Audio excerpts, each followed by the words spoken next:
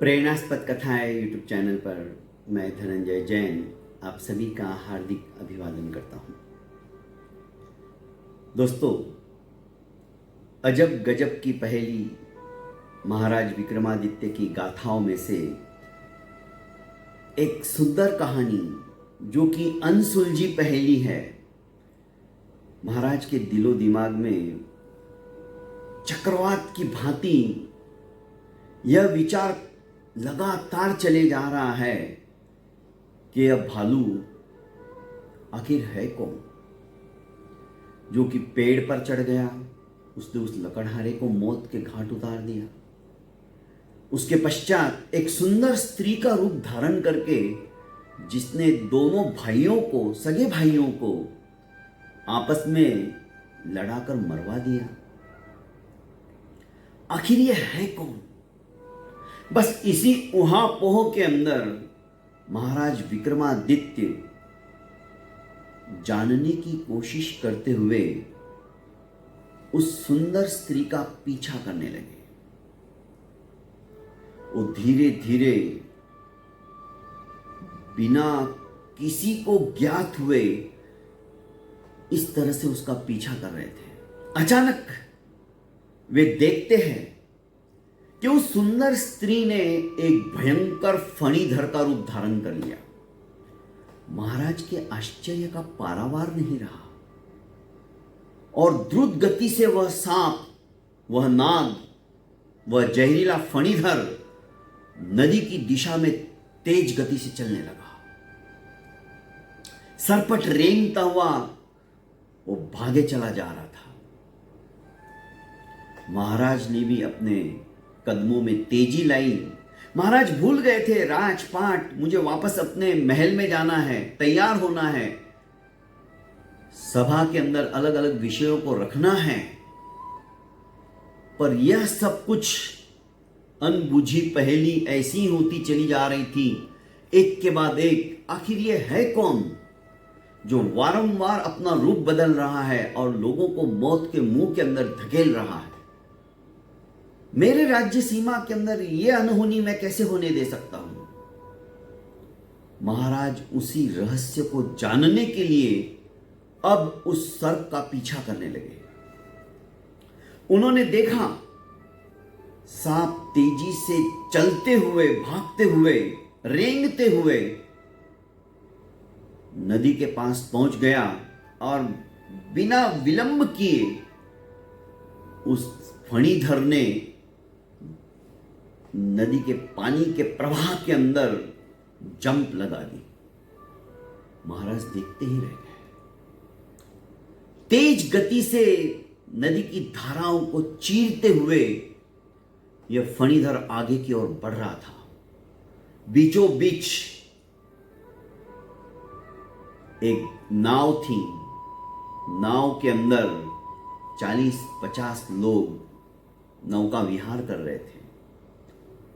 भागते भागते इस नाग ने तैरते हुए जंप मारी और नाव के अंदर प्रविष्ट हो गया। जैसे ही नाव के अंदर फणीधर को देखा, लोगों ने भगदड़ मच गई, हाहाकार मच गया। लोग अपनी अपनी जान बचाने के लिए पानी के अंदर कूद पड़े।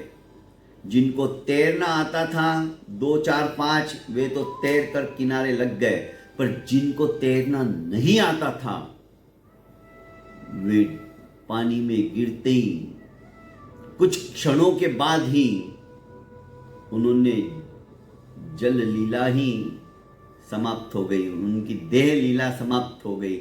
जल के अंदर वे तैर नहीं पाने के कारण से उनके नाक में, मुंह में से पानी जाकर उन्होंने अपनी ईह लीला समाप्त कर दी। इतने सारे लोगों की मृत्यु देखकर महाराज को बहुत गुस्सा आया।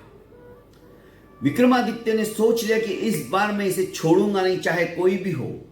महाराज पराक्रमी थे, निडर थे, अपनी प्रजा की रक्षा करना उन्हें भली भांति आता था। पर वे सोचने लगे मैंने इतना समय क्यों इसे दे दिया कि यह कौन है जानने के चक्कर में। यदि पहले ही क्षण इसे दबोच लेता तो शायद भेद खुल जाता, पर अब मैं यह गलती नहीं करूंगा। किनारे के दूसरी तरफ जाकर फणीधर भी अपने रूप को परिवर्तित करते हुए महाराज देख रहे थे। वो एक ब्राह्मण के रूप में आ गए। महाराज के आश्चर्य का पारावार नहीं रहा। वे भी फटाक से नदी के दूसरे किनारे पहुंचे और बड़ी तेज गति से उस ब्राह्मण का पीछा करने लगे। महाराज के मन में जिज्ञासा थी कि आखिर यह व्यक्ति है कौन, और अब मैं इसे छोड़ने वाला नहीं हूं। बड़ी द्रुत गति से उनका अंतर कम कम कम होता चला जा रहा था, अर्थात महाराज उस ब्राह्मण के सन्निकट पहुंचने ही वाले थे। और महाराज ने अपने खड्ग के अंदर घुसी हुई तलवार की मुठ की तरफ हाथ रख दिया था। महाराज किसी भी क्षण उसके ऊपर वार करने के लिए तैयार थे, तत्पर थे, पर मन में फिर आया कि आखिर इसे पूछूं तो सही है कौन। एक मौका तो इसे देना ही चाहिए, पर इस बार मैं इसे छोड़ूंगा नहीं। क्या महाराज उस ब्राह्मण से पूछ पाएंगे? क्या ब्राह्मण बता पाएगा कि मैं कौन हूं? क्या रहस्य है?